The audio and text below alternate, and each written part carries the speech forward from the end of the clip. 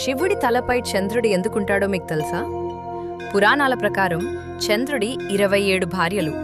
తన భార్యలలో రోహిణిని మాత్రమే ఎక్కువగా ప్రేమించాడు. దాంతో అతని మామ అయిన దక్షుడు కోపంతో చంద్రుడిని క్షీణించిపోవాలని శపించాడు.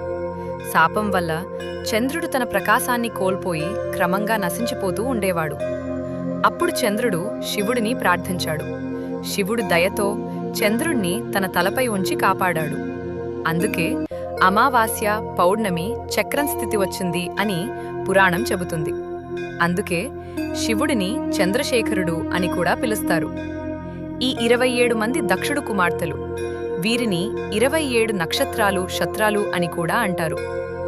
శివుడి తలపై చంద్రుడు ఉండటం శాంతి, కాలంపై నియంత్రణకు సంకేతం. ఓం నమః శివాయ. ఇలాంటి మరిన్ని చారిత్రక మరియు ఆధ్యాత్మిక కథల కోసం మా ఛానల్ను సబ్స్క్రైబ్ చేయండి.